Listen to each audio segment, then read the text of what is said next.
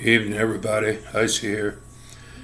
Pneumonia's a little bit better, so hopefully I can talk without having to cough too much. Lucky guess.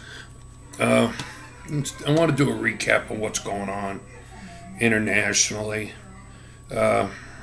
We have Hamas and now Hezbollah targeting the Israelis.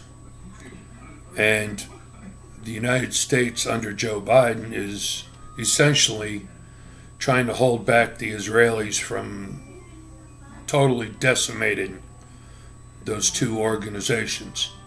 Why? Politics. It makes it look like Biden is doing something to help the world, when in fact all he's doing is just appeasing the Muslim Brotherhood, because I honestly believe he is linked to them. Because he inadvertently admitted that his administration is continuing the policies that were under Barack Obama.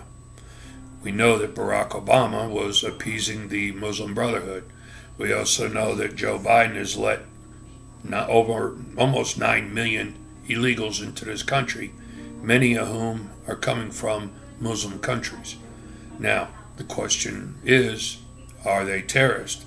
Are they Hezbollah, ISIS, Hamas? We don't know. And we will never know until there's something tragic happening within the United States. If there is a terror attack within the United States, it is solely upon the shoulders of Joe Biden and the members of his administration. President Trump had the border almost totally secured. President Trump was building the wall which was preventing the illegals from crossing. President Trump also had the stay in Mexico policy that was in fact working. We had the least number of illegals entering the United States under President Trump, and now we have the most illegals entering the United States under President Biden. So there you go. We have a pro-Muslim president, which is, well, as I was saying, we have Biden supporting the illegals coming into this country. So if a terror attack occurs within the boundaries of the United States, it is solely upon Biden and his administration. Now, let's also look at the Democrats want to give more money to Ukraine. Why are we sending more money to Ukraine when the president of Ukraine, Zelensky, was here with his wife? His wife spent $1 million on a shopping spree. I'm sorry, but if you got $1 million to waste shopping, you don't need money from America. Not only that, but we're borrowing money to give to Ukraine. We don't have the money in our own treasury. We're borrowing money and then we're turning it around and giving it away. Biden has given billions to Iran, to Ukraine. He is unintentionally, but he is in fact funding Hamas and Hezbollah. He is also beholden to China, and China currently is pushing buttons in the Pacific with threats towards Taiwan and also threats towards the Philippine Islands in regards to some of the fishing grounds and the shoals there that they took and they hit a Philippine Coast Guard ship with water cannons to prevent them from doing a resupply mission. So things are getting a little dicey in the Asian waters now. Now we have what's going on with the Speaker of the House. I like Jim Jordan. I thought he would have been a perfect speaker.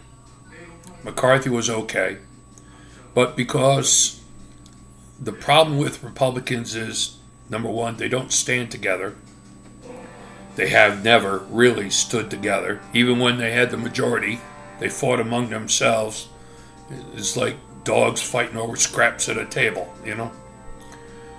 Democrats at least stick together.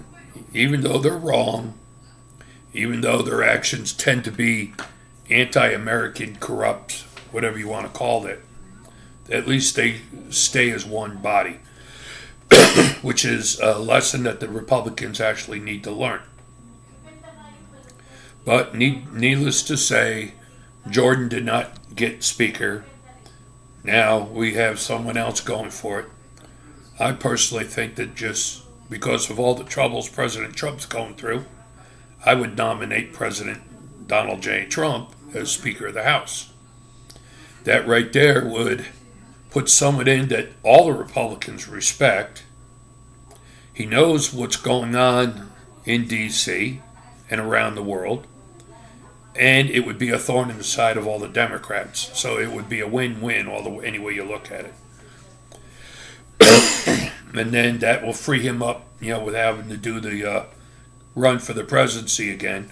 That will actually cause the Democrats to lighten up their attacks against him, and he can start focusing on fixing the country as Speaker of the House. Now you have